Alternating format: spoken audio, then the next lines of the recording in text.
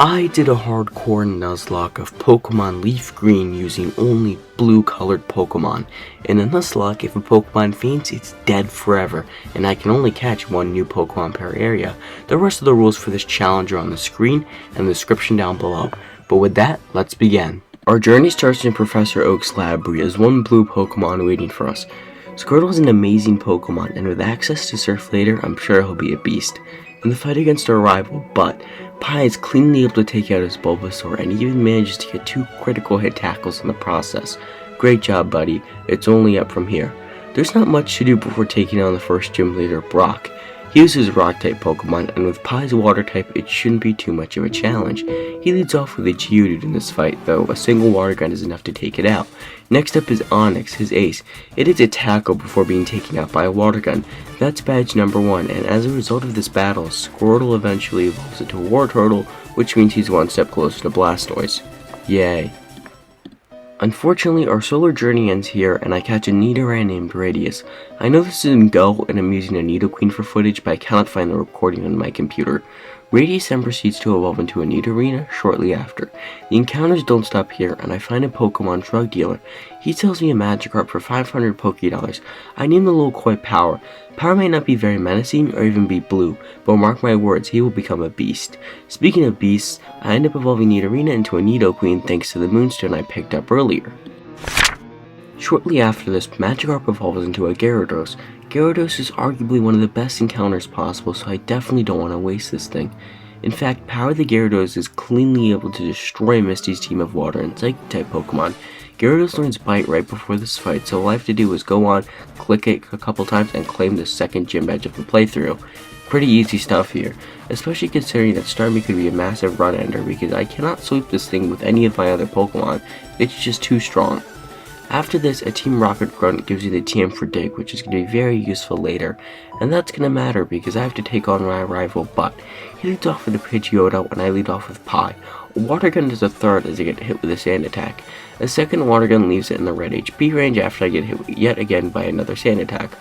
Pidgeotto then switches it up and goes for a Quick Attack on the following turn, and I go for a Water Gun to take it out. Next up is Ivysaur, and since this thing is a huge no-no, I have to switch out into Radius. Radius gets hit with a Sleep Powder and manages to stay asleep for the next 3 turns before finally being able to wake up and go for a Dig. Ivysaur misses a Vine Whip and a Dig does around half. A follow-up Dig on the following turn just ends up taking it out. Next up is Kadabra, and the play was just to stay in and click Bite a couple of times, but this thing has Disable, so as soon as I go for my Bite, it disables my Bite. Sucks. This means I have to switch into Gyarados on the following turn who gets hit with the Kinesis. I go for a Bite which leaves it with just a sliver as I get disabled.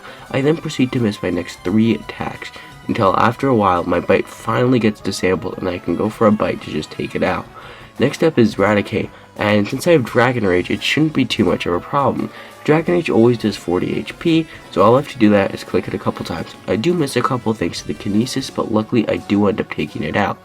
And that battle got my watts going, or whatever that means, so it's time for Surge. He leads off with a Voltorb, and I lead off with Nidoqueen. It is a tackle before going down to a Dig. Next up is Pikachu, and he sets up a double team before going down to a Dig.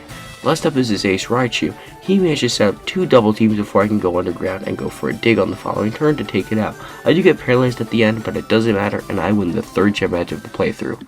From here, I pick up an Eevee in a random school. This is probably some kid's Eevee, but I'm not going to question it. Unfortunately, this is the same town where Dragonair is found, so I skip down a great encounter, but at least her conference joins the team. In the Celadon department store, I pick up a Waterstone, meaning I can evolve Eevee into a Vaporeon, and suddenly I have a very bulky water type. Hehe, this gym is full of women, and that's why this game will never be on the Switch. Anyway, this gym is full of women as evidenced by the gym leader, Erika. She leads off with a victory belt and I lead off with Pie. I go for an Ice Beam on the first turn, which leaves it in the red, and I manage to get the freeze. So on the following turn, it's off to Radius on a Hyper Potion. I go for an Ice Beam on the next turn, which leaves it in the yellow HP range. An Ice Beam on the next turn then takes it out. Tangela comes in but has really horrible stats, so it just gets destroyed by an Ice Beam. Vileplume comes in last, and an Ice Beam does around half of its HP. I get hit with a Stun Spore, and then I get hit with a critical hit Giga Drain before an Ice Beam leaves it in the red HP range. I then switch to Gyarados on a Giga Drain. An Ice Beam on the following turn takes it out, winning me a surprisingly 4th but hard gym badge. With an increased level cap, I evolve Wartortle into a bulky Blastoise. He will be a beast soon. This of course means that Butt wants to challenge me. He leads Pidgeotto and I lead Pie. One Ice Beam takes it out. Ivysaur comes in but also goes down to one Ice Beam. Next up is Gyarados, but he actually lives in Ice Beam but gets frozen in the process, so that means one more Ice Beam on the next turn just takes it out.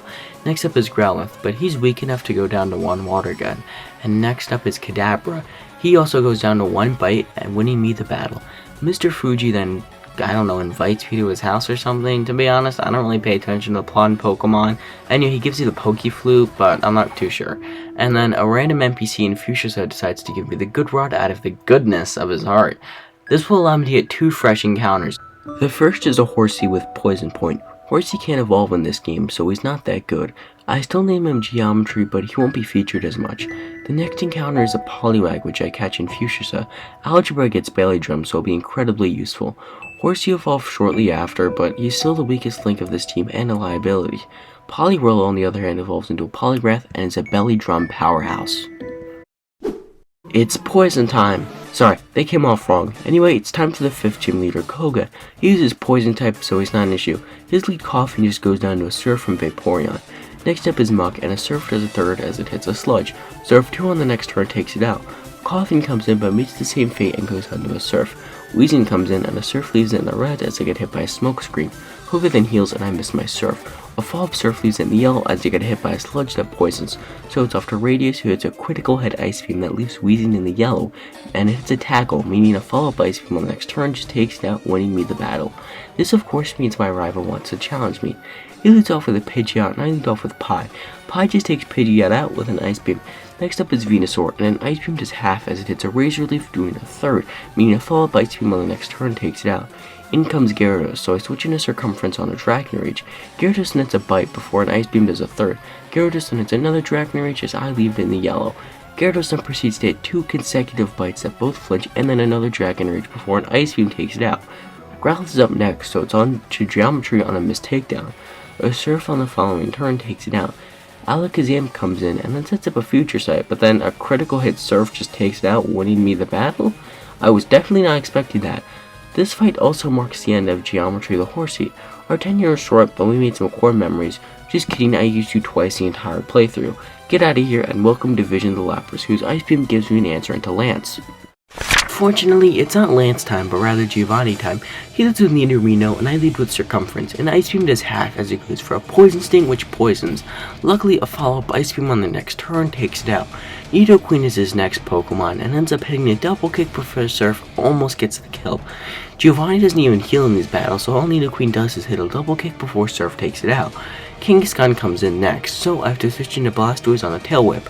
I hit a Surf on the next turn as Kangaskhan misses a Mega Kick. A follow-up Surf on the next turn just ends up taking him out. Rhyhorn comes in, but with a 4x weakness to water, all I have to do is click Surf on the next turn, winning me the battle. Suck it, Giovanni. Next up is the fight with the Psychic and 6th gym leader Sabrina. She leads Kadabra and I lead with Power. A Bite does half as it goes for a Reflect. A follow-up Bite takes it out. Mr. Mime comes in and a Bite does a quarter. It sets up a Calm Mind and a Bite leaves it in the yellow. A final Bite leaves it with just 2 HP, but at least I get the flinch. She heals and then a Bite does a 5th. Another Bite leaves it in yellow. Another Bite leaves it in the red. Sabrina then heals, and I won't waste your time, the turns just repeat again. This just solidifies why Mr. Mime is the worst Pokemon ever.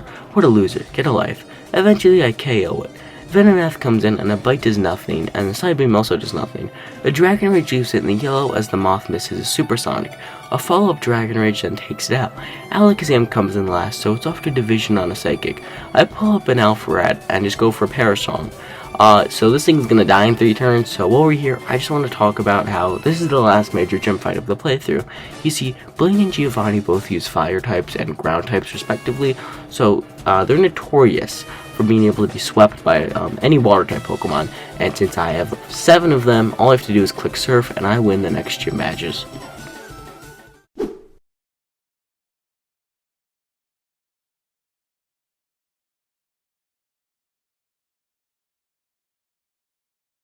After spamming Surf with my Blastoise 10 times, I win the 7th and 8th gym badges respectively, and the gym challenge is finally over. The only thing left to do is revive the Omni encounter on Cinnabar named Angle. Shortly after this, I decide to evolve Angle, and its new rock type means it's going to be incredibly useful until Lorelei and Vaporeon is getting booted. This means I'm ready for the league. Blastoise, Nidoqueen, Gyarados, Omanyte, Lapras, and Poliwrath will all be going into the final battle. Let's begin the final fights of the game. First up is Lorelei, the Ice-type Elite Four member. She leads with Dugong and I lead with Blastoise. I go for a Toxic as Dugong sets up the Hail. I then switch into Algebra on an Ice Beam. I decide to go for a Belly Drum as Dugong sets up a Safeguard.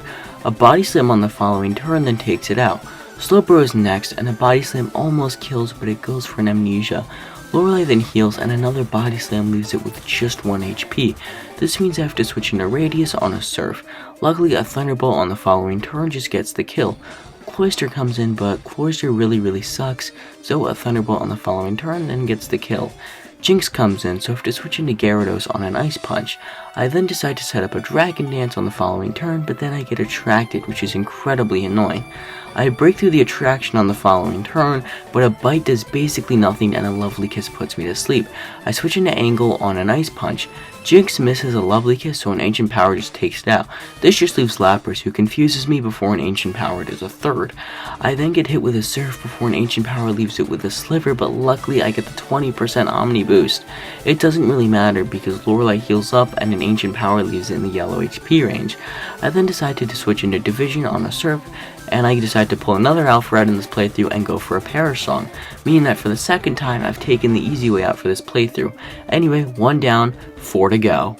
Next up is Bruno. He leads with Onix, I lead with Blastoise, who just destroys him with a Surf. Hitmonchan comes in next, and a Surf leaves him in the yellow, but he just hits a weak Sky Uppercut, meaning a follow-up Surf on the following turn takes him out. Hitmonlee comes in, and a Surf does half as I get crit with a Mega Kick. Luckily, a follow-up Surf on the next turn takes it out. Machamp is next, so I switch into Power for an Intimidate as he gets hit by a Scary Face. Machamp then sends up a Bulk Up, meaning an Ice Beam only does half, and its Citrus Berry restores his health.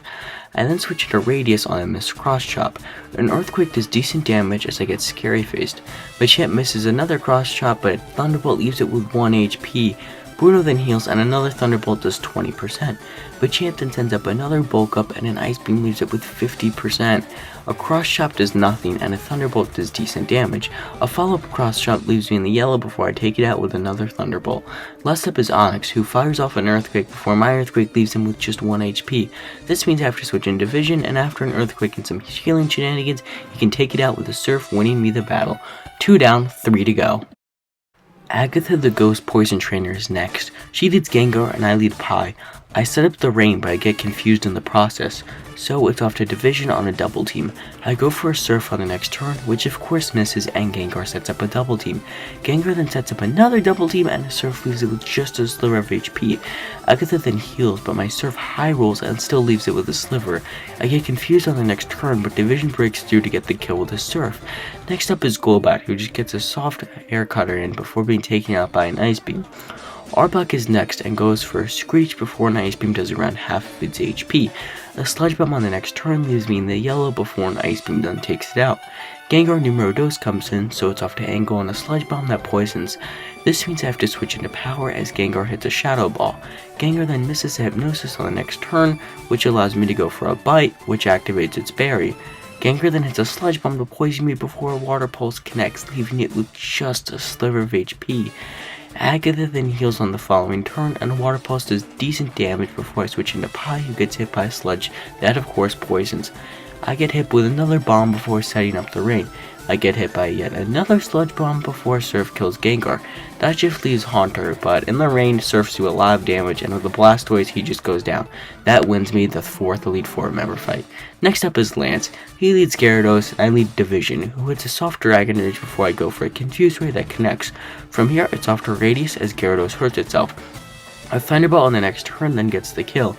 Next up is Aerodactyl, who hits a Wing Attack, but Poison Point activates, and my Thunderbolt crits, taking it out.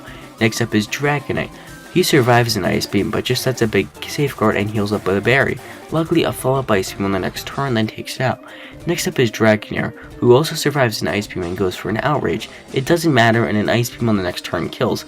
Last is Lance's second Dragonair. An Ice Beam leaves him in the yellow as he goes for an Outrage, but he too meets the same fate, winning me the battle. I did not expect to sweep with Radius, but I'm taking it. With the Elite Four defeated, it's time to take on Butt one last time. Butt has a diverse team, but I think Team 80% Water can handle it. Let's begin. Butt leads with Pidgeot and I lead with Division. Pidgeot goes for a sand attack before my Ice Beam leaves it with a sliver, but it freezes. It doesn't matter because Butt heals and I miss my Ice Beam. Pidgeot then hits another sand attack and I miss my Ice Beam. Pidgeot for whatever reason loves spamming sand attack, so I miss my moves. Eventually I do connect, but of course Pidgeot survives. Pidgeot then decides to do stuff and starts hitting me with aerial aces before I connect with a Surf to take it out. Rhyhorn comes in, but of course I miss a Surf and get hit with a Scary Face, so it's off to pile on a hard Earthquake, but it doesn't matter and a Surf takes it out. Next up is Venusaur, and I go for an Ice Beam which does around half as it goes for a Solar Beam. Unfortunately, it restores HP with a berry, so I won't be able to kill, meaning Pie's gonna have to die. An Ice Beam leaves it with 1 HP before I take a Solar Beam to the face, so it's off to Radius on the next turn as Venusaur heals up. An Earthquake does a little less than half. The AI then switches into Gyarados, which is a pretty good play. It doesn't matter because I have a Thunderbolt, but of course Gyarados survives and it's a Dragon Rage, but doesn't heal, so a T-Ball on the next turn takes it out. Alakazam comes in, so it's off to power on a Heart Psychic that gets the defense drop. Alakazam then sets up a Reflect before I set up a Dragon Dance. A Bite does a third before a Psychic leaves me in the yellow. A Bite on the next turn leaves Zam in the yellow, and I actually get the flinch, meaning a follow-up Bite takes it out. Last up is Arcanine, who hits an extreme speed to take me out. Rest well. So it's off to Angle on the following turn, who I forgot to use Surf, so now I'm stuck with Water Gun, which only does a third. Arcanine connects with a Bite before a Water Gun leaves in the red, but then he heals and a Water Gun does a third. A Bite leaves me in the red as I hit another Water Gun. I like Angle, so I switch into Algebra as Butt heals again. Arcanine hits an extreme speed on the next turn before a Surf leaves in the red. Luckily, after taking another extreme speed, I can take it out with a Surf. Lastly is the demonic Venusaur, and Algebra is going to have to die. He hits a Body Slam before Venusaur sets up a Solar Beam. A Body Slam then leaves it with a Sliver before Algebra gets murdered by a Solar Beam, so it's off to Radius on a Strength. A Strength is not only boosted by Angle, but Division, and all the dead Pokemon and the 2 Pokemon in the box. But with that, Venusaur falls, the battle is over, and I have won. Well, that was a really fun run. I know I say that with all my challenges, but seriously, I know this was basically a Water-type Mono run, but I always tend to play a little bit more sloppy in these champion final fights, and I think I could have done it deathless. Thank you guys so much for watching. Make sure you comment, like, and subscribe. I'm Brayloon Battles. I will see you next time in the next video. Peace.